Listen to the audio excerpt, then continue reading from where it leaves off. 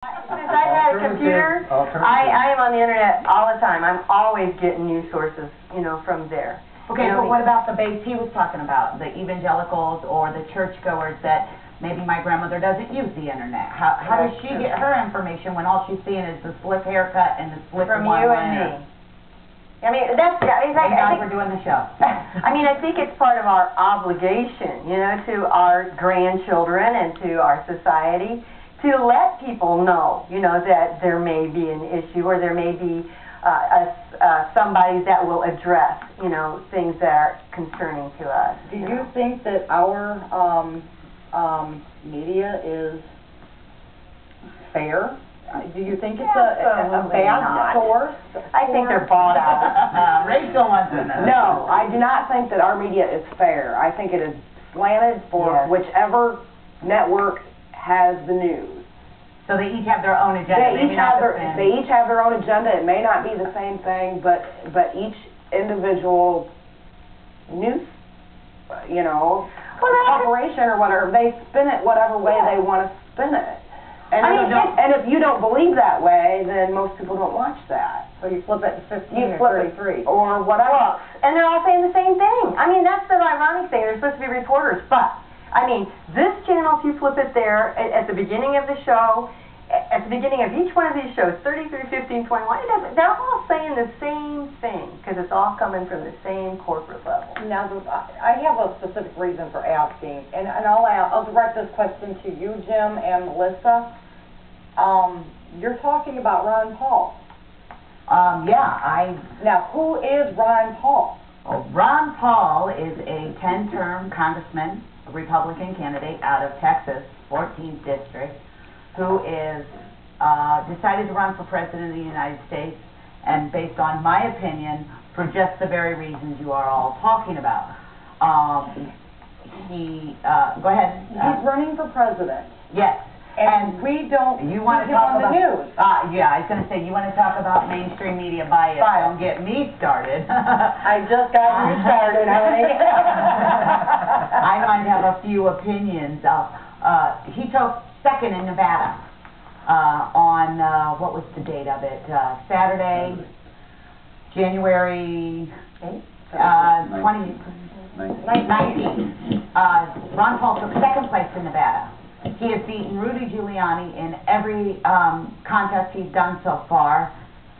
No, I haven't seen it on the news. Well, you said Giuliani a lot. Yeah. And he hasn't won anything yet, so that's a whole other... But yes, I do have many complaints about the news media.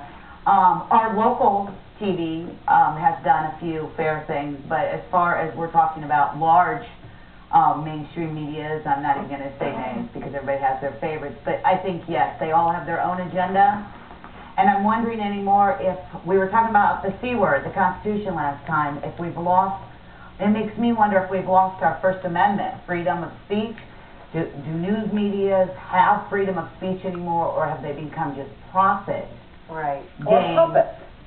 I don't even know if it's puppets so much as it's corporate control. Who wants the most money? It's it's the new game show of the future. If we can make enough money, we don't care what we do and who we affect.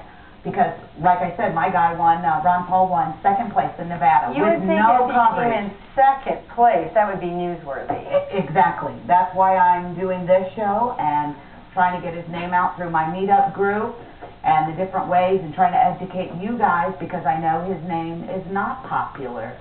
And he doesn't have the tons of corporate interest and money, even though he is being funded. He raised over $6 million in one day from people like me and you. Yes, Jim, I'll shut up. I think we need to deal with Tina's question about who this guy really is. I've heard about Ron Paul. It seems to me one time somebody said that he's against the corporate military industrial buildup that Eisenhower in his farewell speech warned us all about. It seems to really be such a factor in our lives now, costing over $1 trillion for a war that's not achieving anything. That is absolutely correct. And before we get too far into Ron Paul, I would definitely encourage all of you for our next show to get on there, look at his voting record. If you're not shocked by his voting records, come back, let me know. But you will be, this is a man that, 71 years old, that has taken on a lot of different big industries that have basically sucked our economy dry. And we definitely have to start dealing with these issues, no matter who's at fault. Because, I mean, let's be honest, everybody's feeling the pinch. They're not sure what's going to happen with the housing market, anything else. And Ron Paul has actually, what we were talking about, the slickest line, he actually studied economics. So can we get a good discussion of the guy that actually studied monetary policy and teaching me, someone that, you know, I have no background in monetary policy, don't know anything about economics, nothing. This man has slowly showed me the way of how it works. Inflation, had no clue what that word meant.